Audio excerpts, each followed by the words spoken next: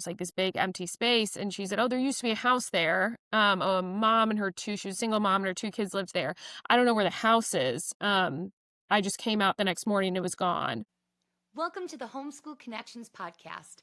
I'm your host, Kaitlin Zara, and I'm so glad you're spending some time with me today. New episodes drop every week, so make sure to subscribe and hit that notification bell if you're watching on YouTube. All right, mamas, grab your coffee, press play, and let's homeschool together.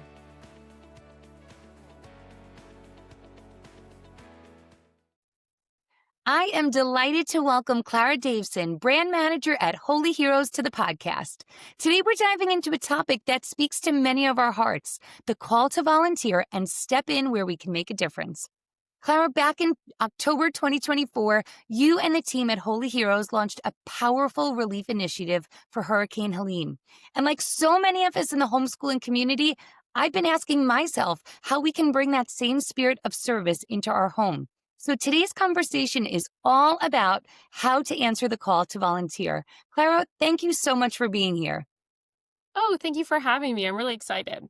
I'm so excited to talk to you. This story has been so powerful and has really inspired me. So to start off, can you share where you were when Hurricane Helene made landfall? What was your initial reaction? What inspired you and the Holy Heroes to jump into action at this time?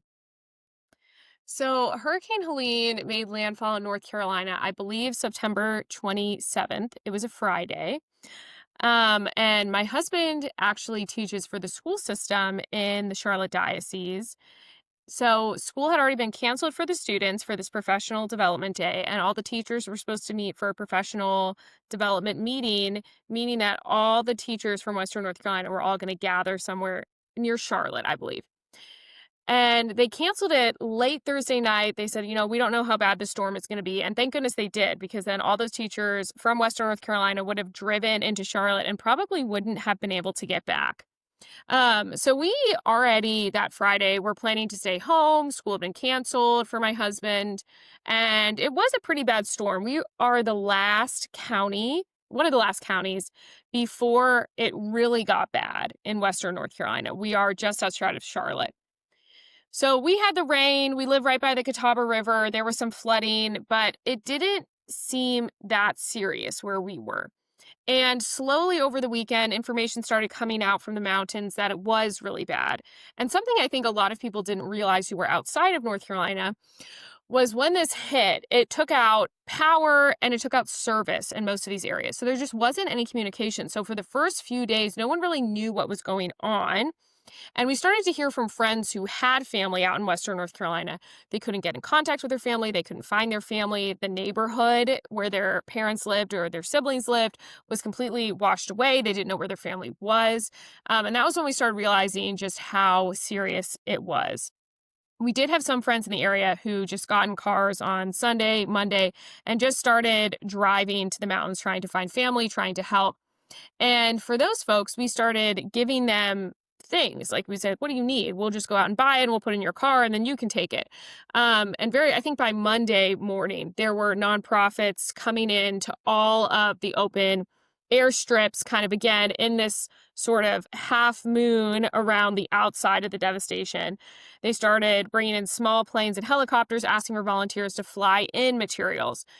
Because something that is really key to this and what made Hurricane Helene hitting North Carolina different than perhaps other hurricane devastation stories is that most of the time hurricanes hit along the coast. They hit in Florida, they hit along the East Coast, and they hit areas that are prepared for hurricanes. It doesn't mean that there isn't still devastation. It doesn't mean that it's still not very difficult for their people. Lives aren't lost, but it does mean that the area is very flat. They know to anticipate this, and they have resources in place to kind of address the fallout from a hurricane. This was not the case in Western North Carolina. Number one, this was an area that never thought it would see a hurricane. Number two, if you aren't from the mountains, what you might not realize is that mountain roads are pretty precarious on a good day. A lot of them are gravel. And so when rain comes and flooding comes and washes that away, there is no road. There's no way to access houses, neighborhoods, even entire towns. A little town, Pensacola, North Carolina, was inaccessible, and we had friends helping bring resources in by like horses and four wheels. If you have a truck with four-wheel drive, you could get some places, but you really had to know the roads to take to get in. And that's not something you can do if you're not from that area. You don't know how to get there. So very quickly, we started realizing this was much more devastating than we anticipated. Videos started coming out, different footage, but really it was just a lack of communication that I think led to sort of this missed opportunity of a few days. So by Monday or Tuesday, we had friends driving in, we were loading their cars. I started just fundraising off of my Instagram, and just telling friends, like, hey, if you Venmo me, we have shopping lists from nonprofits, from people who have family in the area of what they need. We're just going to go to Walmart and Lowe's and we're going to buy all this. We're going to drive it to airfields and they're going to fly it out and drop it off. Um, my dad came to me, I think Wednesday or Thursday that week and said, hey, if you really want to do this, do you want to reach out to the Holy Heroes email list? We know people all over the country, all over the world who might want to help. And that's really how the fundraising efforts from Holy Heroes started, just to buy supplies, because really, I mean, areas just lost not just entire supply chains, but anything they had there at the time was gone. And even if it wasn't gone, you couldn't really get to it. So we really needed the aircrafts to be able to drop stuff to people they saw on hills who weren't able to get off of them. Incredible. Oh my goodness, incredible. So, Clara, like you said, you got Holy Heroes involved in just a few days' time, but Holy Heroes didn't just donate. You really got involved on the ground, like you said, filling people's cars, fulfilling their wish lists, on their grocery lists or their on their needs lists. But beyond the funds raised through customer orders, what kind of hands-on work did you do, and what did that day-to-day look like once you really understood the gravity of the devastation that had happened? Yeah, our living room just kind of became like a landing zone for supplies. Some people prefer to purchase things themselves and drop them off. And then the kind of within 5 or 6 days, what we also realized, being one of the last counties that wasn't devastated, all of the sheriff's departments or anyone who could would drive out from the mountains. They would stop. They would basically buy out entire Walmarts, Lowe's, and Home Depots and then turn around and drive back. So it also became not just, well, we have to buy these supplies. We also couldn't find some of these supplies. Like bottled water was really restricted in our area. Amazon in our area, you couldn't even order, water purification tablets. I think there was like a limit of two of those. Oh, So it also became, even if you weren't hit, you did not have these resources. So it was more than just having to like order all this stuff, go to the store and buy all this stuff and then load into cars. It actually became kind of a project of asking friends in Virginia to order things for us, ship it to my house. We live pretty close to the border of South Carolina. We could drive and get resources there, but the reality was South Carolina was also hit pretty badly, in certain areas. And so it kind of became this whole jigsaw puzzle of knowing what people needed, also then how to get those resources, how to be kind of creative. Okay, they need bottled water, but there isn't any more bottled water. Okay, can we get seltzer water, which is not, really what people need, but if it's what we have and we can load it in an aircraft, that's what we're going to do. Again, those water purification tablets were really one of the big things. You kind of look back after a natural disaster and you realize the things that you would want to have on hand should something happen. So that's just throwing that out. If anybody wants to now purchase water yes. purification tablets to have on hand, those Yep. were really handy. And it really then also became, as again, people started realizing how bad this was and how it just was not. I, I think a lot of people saw and continue to hear kind of the commentary about how this was not addressed in the way it should have been. Mhm. Yep. And I'm sure this will become a case study for years to come about how we address disaster relief. Mhm. And there is a lot of truth in that commentary. But something I will also say, a big part of when disasters happen if you are a third party coming in, you don't necessarily know how to help because what you would think is helpful is not really what they need. So, Mhm. what I really liked that we could do is I could talk to people who were actually there, usually via text or through a family member, and find out what they actually need. And Okay. I was going to go get that versus just sending what I think people would need in those situations. So, we did have actually a pregnancy resource center that was in Western North Carolina that saw our emails and just reached out and said like, "Oh yeah, this is really bad here. Thanks for doing something." They didn't even realize we were located in North Carolina, and I was able to hear from them what they actually needed, which isn't the things that we always anticipate. I didn't know anything about chainsaw oil. Like you can send chainsaws, you can send gas, but if you don't send chainsaw, it's called like bar oil or something. I don't know. My husband bought most of this stuff. I would just get the list. I wouldn't even have known, and then we would have had all these chainsaws you couldn't do anything with. Mhm. The same thing when you're trying to get generators and heaters and things like that. You try to get ones that don't need power because they don't have power. But then also, what are the best models to get that will kind of get the biggest bang for your buck and that will be most adaptable with different fuel options that they might find at these kind of relief sites. So I think now after going through this and helping how I was able to help, I realize how complicated relief efforts are, and you really do need to be asking people who are actually from the area and are there and can help and connect these into the appropriate places. Um, Even though you want to help initially and you are like, this is how I could help. Sometimes that's not necessarily what they need. So I think that's kind of the hard part of being generous and wanting to volunteer. Sometimes the way we want to do it is not necessarily how they need it. And it's just having those moments of pause and trying to figure out the best way to help people in the way that they can receive it. That I think is a part of a puzzle that is hard in every situation, but it feels like higher stakes when it's a disaster situation like this was. So, Clara, I'm hearing from you that there is a lot of frustration just in getting people what they need. You have the best intentions for getting them what they need, but maybe you have to get it flown in from another state. Maybe you need the oil that the chainsaw needed, and that was hard to get to where it needed to go. So there was so much frustration and hardship and heartache in the midst of rebuilding for these people. And you described this effort for you as a faith driven response. So, what does that mean to you in the middle of a crisis like Helene? And did you personally see God in the midst of all of this tragedy?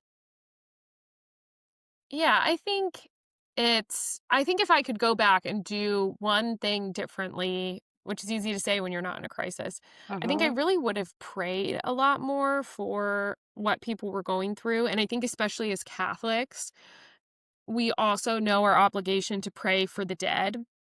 And there were a lot of people who died. There are definitely a lot of people that we won't even know. They just disappeared.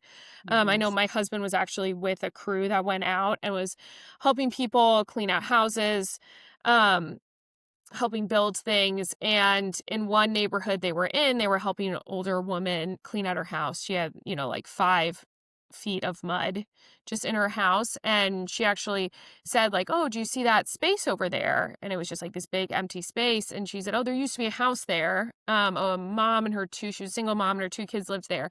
I don't know where the house is. I just came out the next morning and it was gone." Um, and you just assume the family was there. This happened in the middle of the night and the early morning.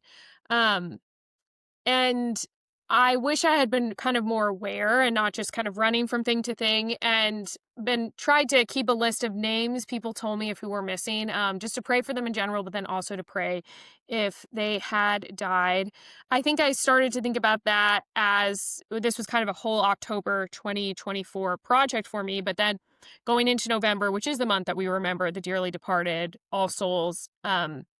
I think if I was going to go back, that is one thing I would have kind of focused on more in my Instagram videos and then in my emails. I would have tried to remind people of that more because it does sort of get to the point when there's so many needs and there's such devastation that it does get to a little disheartening and it gets kind of frustrating. And I think something that we are very prone to in the modern world, we have access to so many tragedies via the internet, via social media. I think especially as women, we know we are the primary users of social media, and it can kind of hit like almost like an apathy at a point where you just Mhm. cannot continue to have emotional responses for every video you see, and you just see so much. And I know there's been a lot of commentary over the years about we weren't made to receive all of these very shocking, distressing headlines. And so something I will also say after going through something like this, and I say kind of going through, I didn't go through this. I was just helping. And I'm very aware of the fact I didn't lose my home or family members during this. Something I will say is it is very easy to get sucked into all the horror, all the tragedy, all the struggles of the world. But your first responsibility, you have to work out. It has to be your family, your community, the people around you, your state working out because you can't spend all this time looking at videos on the internet of a tragedy happening far away and getting upset, and you're not actually doing anything for these people. I hope you're praying for them, but you can't go there and help. You probably can't even like buy things and ship it to them. Mhm. And I was a little bit shocked in some ways by the response of people in North Carolina who said, well, this is really bad, but there's like bad things happening in other places. Like this hurricane hit, Florida really badly and South Carolina and Virginia and Tennessee, which is all very true. And I kind of looked at them and said, like, I hope people in that area are helping, but you can help right here, right now, people here. And we need to help people here instead of kind of excusing the responsibility and obligation we have by saying, well, this is bad everywhere and I just don't know how to help because I'm so overwhelmed by the tragedy that I'm seeing in every corner of the world. And so I think it was a really big moment where I learned by doing this that I am actually going to be responsible for the people right in front of me. And that doesn't mean to ignore the things far away. That doesn't mean to bury your head in the sand, but it does mean to not excuse not doing anything or not putting energy towards the people in front of me because I've allowed all of my energy to be spent emotionally on things that I can't actually help with. So preserving my energy to help people in front of me was a big light bulb moment that I had because it was a lot of work. I was actually pregnant at the time, so I physically was not going to Western North Carolina. There was a lot of chemical concerns and oil Mhm. spills and things like that. If you have a bunch of cars wash away, all of those oils, gasoline, and chemicals are going to go somewhere. They're all going to go into Mhm. the water system. People were having to wear hazmat suits for some of this cleanup. It was not really where you wanted to be when you were pregnant. Also, I would not have been as helpful Mhm. being out there pregnant. So my husband went with a crew of men, and that was a really big moment for him to be there and to physically help and just see how much needed to be done, and has definitely led us to make some changes in how we have done things moving forward, just as our family of the responsibility we feel for people in our community. Tell me So I don't about know if that. I like fully answered your question, but those are Yeah, just kind of some thoughts I you had. absolutely did. So I just think everything that you said was so profound. It's so true. As a woman, of this generation, I'm Yeah. 36. I am so consumed with, like you said, every tragedy. I was even just looking the other night, just a quick story off topic, but I was looking at Lila Rose's Instagram, and she said to pray for this young little boy. I think his name was Steven, who was going to die, any minute of Oh. cancer. And I was like, oh my gosh. And my kids were like, what are you looking at? And, how quickly we all could be consumed by tragedy after tragedy and how we weren't meant to see something tragic and then go make the peanut butter and jelly sandwich. I so resonated with everything you said, but how you really gained the clarity in that time to say to yourself, okay, I can be consumed by this. I can use all of my energy towards being emotional about this, or I can actually get out into my local community and help. And how powerful your words were, that it's so wonderful to help everywhere and anywhere, but how important it is to be on the ground where we live in our own communities. And I think that's really good encouragement for us homeschoolers, that you don't have to seek out an opportunity to volunteer across the world. It can be something in your own community, in your own small town. So I think that that's really powerful advice. And I know that I see, I want to hear a little bit more about your husband when he went out. And were there any moments when he went out with that crew that he shared with you that really deepened your faith? Hey, friends! If you're looking for a little extra help in your Catholic homeschooling, check out Homeschool Connections. They've got live and recorded online classes for just about every subject, taught by instructors who really know their stuff and really love their faith. From a curious elementary school child to a teen getting ready for college, and every age in between, they've got you covered. Head on over to homeschoolconnections.com to learn more. Yeah, he was there with a group of volunteers from just like friends of his in the area, and he was able to partner with kind of a friend. You start doing the thing of like, I can put you in contact with this person who can put you in contact with that person. I don't even remember the name of the organization he ended up technically serving under. It was kind of a hookup from a friend who was a Marine vet, and I think it was technically a veteran organization, even though my husband is not a veteran. But that's just, I mean, they were willing to take anybody who could help. And one of his very good friends owns a general contracting company. So he actually said to his crew, anyone who wants to go out and volunteer for a couple days, like, I'll pay you like you're working on a job. So he, paid salaries of people to go help from his company. And it was incredibly generous of Greg to do that. Really, I think another thing that you kind of realize about volunteering is um, it's not super cool, it's not super fun. I mean, Joe will just say, "I was really like shoveling mud Mhm. for hours." That was just kinda what we did. We Mhm. chainsawed a lot of trees. He did say kind of the thing that was so shocking is you would be driving and things would look normal, and then a minute later, you'd be driving through another stretch, and it was just absolutely devastated. A really sad thing about Western North Carolina, again, I think this is something that has been commented a lot over the years, I'm sure it will continue to be. It is an increasingly elderly population in these more mountain communities, young people who can, go to college and don't come back. Mhm. This is obviously something that globally is being talked about, but specifically in our country, there has been a lot of conversation about the kind of young person drain on these communities, and what that then results in.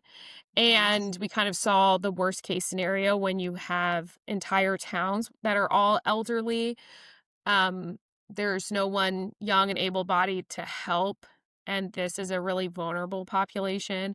So that was something that was really brought to light in Western North Carolina. Again, not everywhere, but a lot of little mountain communities. That Mhm. is a really big part of this. There was no one to help these older people.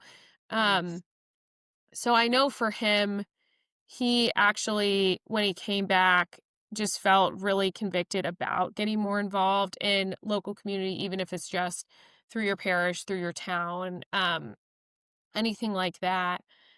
He actually went and really seriously tried to become a member of the National Guard afterwards. He had a medical condition that disqualified him in the end, but it was kind of that much of an impact where he said, I need to have a route to do this to help my local community because it when you see really big tragedies, not to reiterate a point I just made, you really just realize the obligation is to the people there. That doesn't mean other people can't help. I mean, we had people sending aid and both financial and in materials from all over the country, which was so generous and so needed.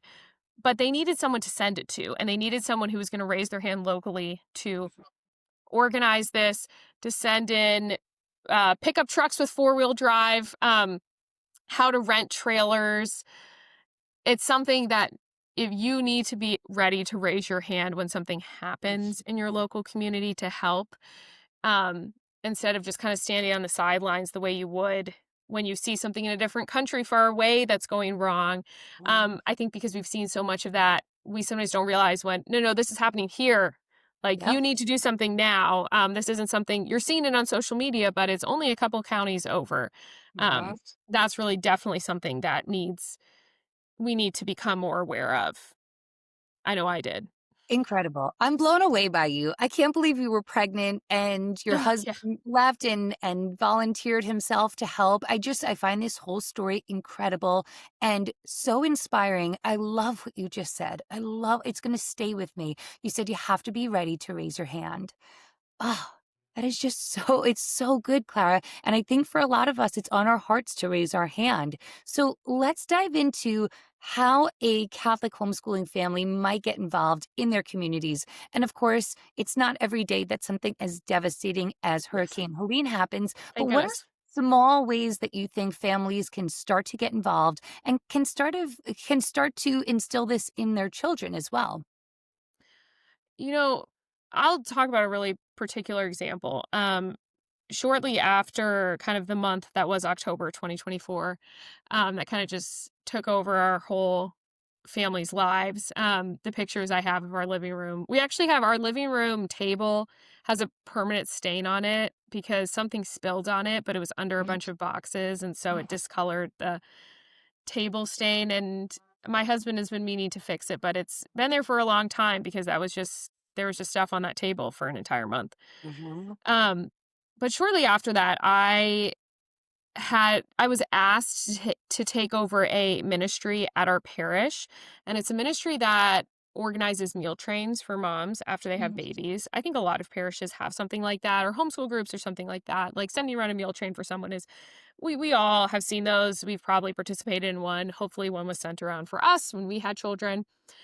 And I was asked to take on this ministry and it kind of not been super active. Um and it's actually something that I always felt strongly about, but now I feel even more because it is such a easy, straightforward, and applicable way to get involved for moms with young kids who are busy.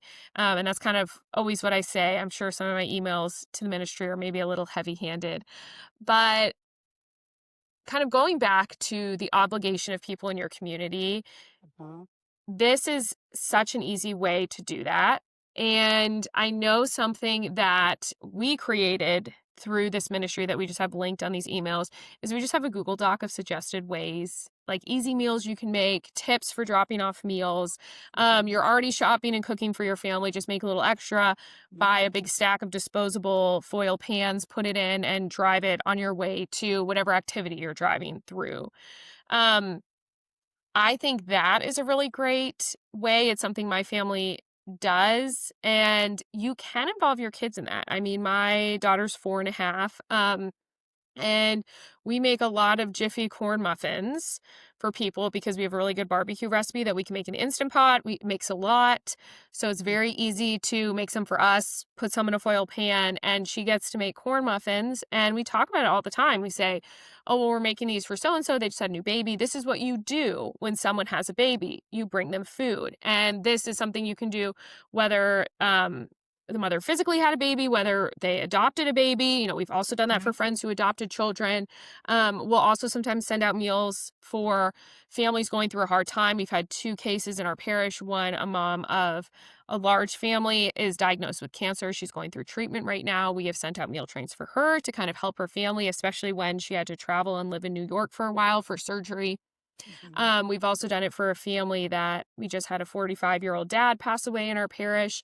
And I didn't even know about it. And someone texted me and said, hey, could we make a meal for so and so? Her husband, James, just passed away and she has children still at home.